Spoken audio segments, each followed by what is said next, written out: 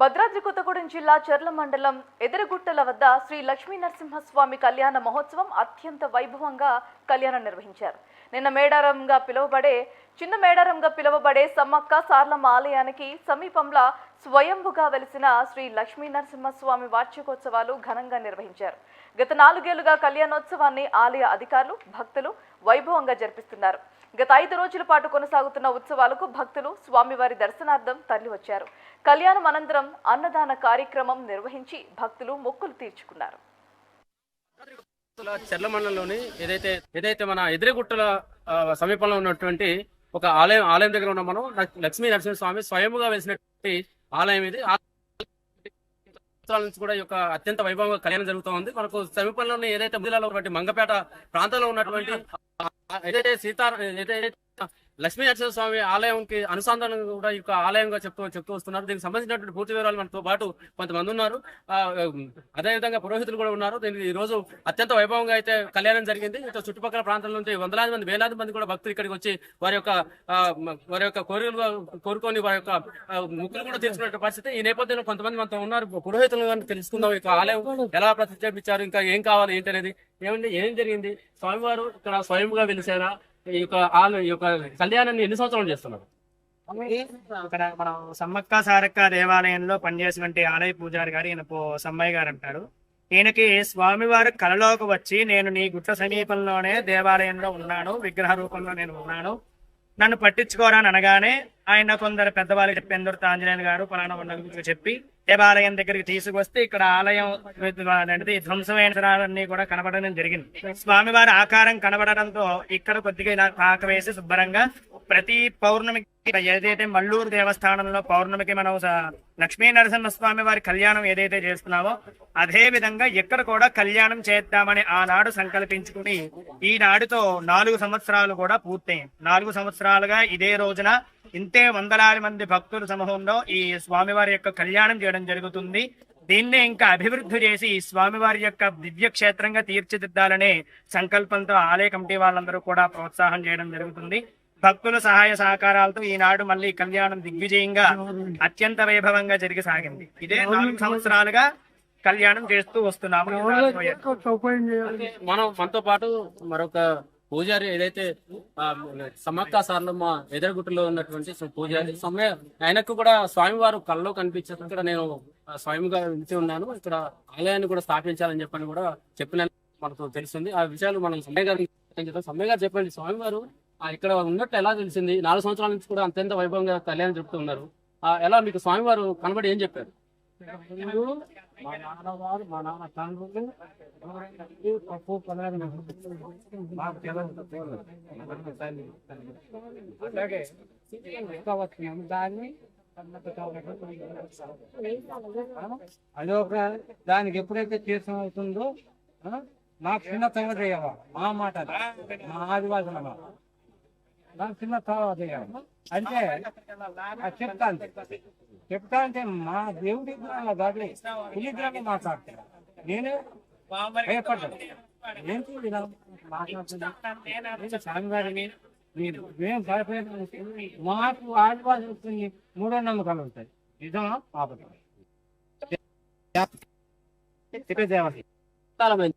స్వామివారు ఎన్ని సంవత్సరాలు దాటిపోయింది. 8 సంవత్సరాలు దాటి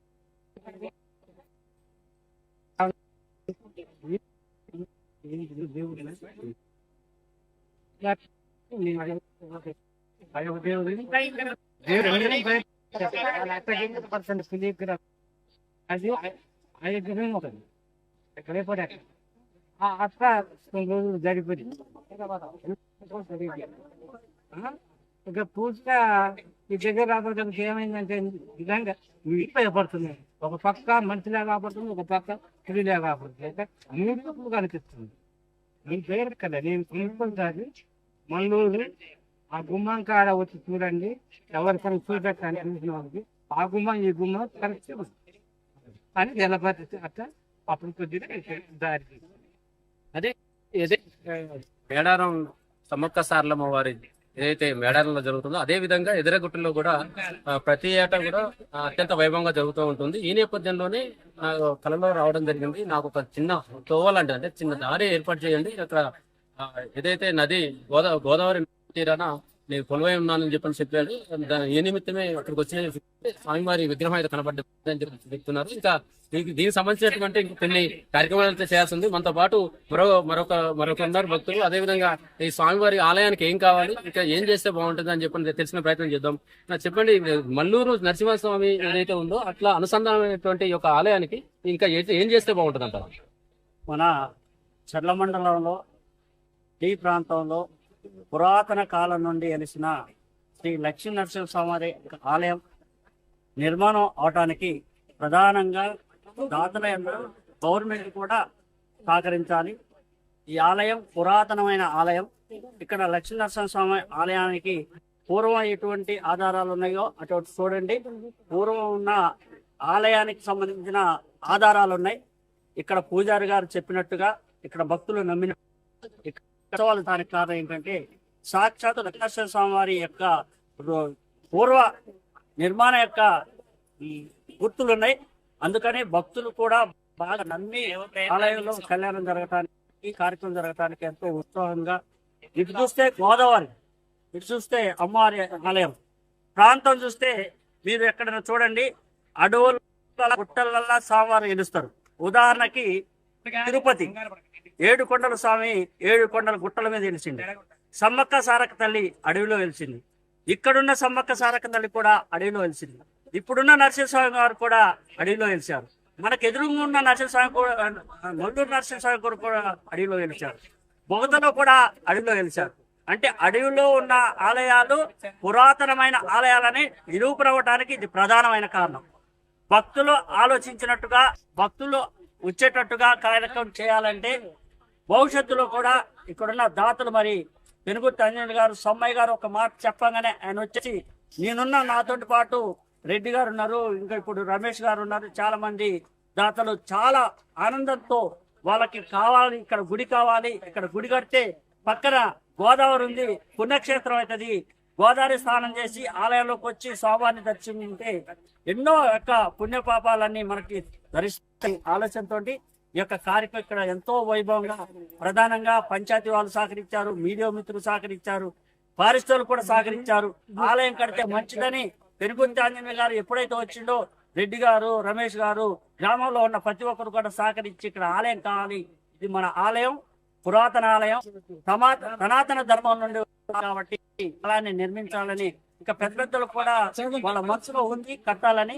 దయచేసి ప్రభుత్వం గాని అధికారులు గాని దీన్ని స్పందించి ఫారెస్ట్ ఆఫీసర్లు కూడా ఇటువంటి అధ్యక్షులు పెట్టకుండా పంచాయతీ అధికారులు కూడా దీన్ని సహకరించి భవిష్యత్ కాలంలో పుణ్యక్షేత్రంగా చర్ల మండలంలో వెంకటాపురం లేదు, వాజేలో లేదు, దుమ్మగూడెం లేదు, మన చర్ల మండలంలోని అడవి ప్రాంతంలో లక్ష్మీనరసింహ స్వామి గారు ఎలవటం మన ప్రాంతాలకు అందరికి కూడా ఎంతో అదృష్టంగా భావించి ఈ కార్యక్రమానికి వచ్చిన భక్తులందరికీ కూడా ఆ లక్ష్మీనరసింహ స్వామి వారు ఎల్లగల చూడని ఈ కార్యక్రమంలో ఇలాంటి వాళ్ళు ఎన్నో ఎన్నో ఇంకా చేయాలని భక్తులు ఈ సమయాన్ని ఆరోగ్య చక్కగా చూడాలని స్వామయ్య యొక్క ఆదేశాల మేరకు స్వామివారి యొక్క గుడి నిర్మాణానికి గ్రామంలో ఉన్న తెలంగాణ రాష్ట్రంలో అందరూ కూడా సహకరించి అటు డిపార్ట్మెంట్, ఇటు గవర్నమెంట్, అధికారులు, ఇసుక ర్యాంపులు అందరూ కూడా సహకరించి త్వరలో ఆలయాన్ని నిర్మించి ఆలయం కడితే ప్రజలు బాగుతారు.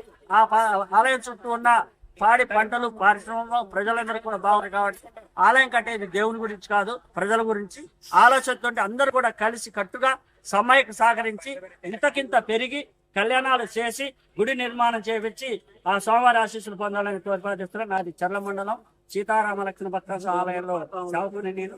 నా పేరు మత్స్యాగిరాజు.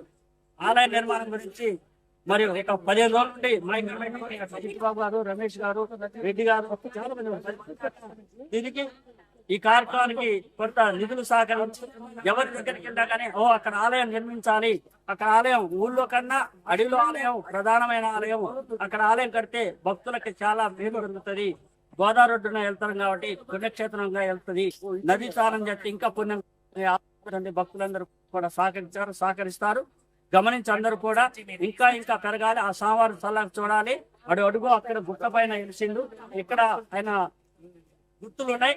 ఇక్కడ పందిరేసి ఇక్కడ కళ్యాణం చేస్తారంటే ఇక్కడికి వచ్చిన వాళ్ళందరూ కూడా చక్కటి వాళ్ళు అనుకున్న కోరికలన్నీ కూడా నెరవేరుతాయి. కాబట్టి 1 నుండి 100 నుండి 1000 నుండి 1,00,000 అయ్యే కార్యక్రమాలు కూడా ఇక్కడ జరుగుతాయి. కాబట్టి అందరూ కూడా సహకరించి ఈ ఆలయాన్ని నిర్మాణం చేపట్టాలని కోరిపాల్కొచ్చినాం.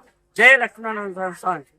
అది ఏదేమైనప్పటికీ ఏదైతే మల్లూరు స్వామి ఆలయం ప్రతిష్టగా అదే విధంగా అనుసంధానంగా ఉన్నటువంటి గోదావరి నదీ తీరాన ఏదైతే స్వయముగా వెలిసినటువంటి స్వామివారి ఆలయాన్ని కట్టేందుకు అటువైపు దేవాదాయ శాఖ కావచ్చు, అటువైపు ప్రభుత్వం తెలంగాణ ప్రభుత్వం కూడా చొరవ తీసుకొని మొత్తం ఓవరాల్ గా ఈ యొక్క ఆలయాన్ని నిర్మించేందుకు సహాయం చేయాలని చెప్పి మాత్రం భక్తులు కోరుతున్నారు.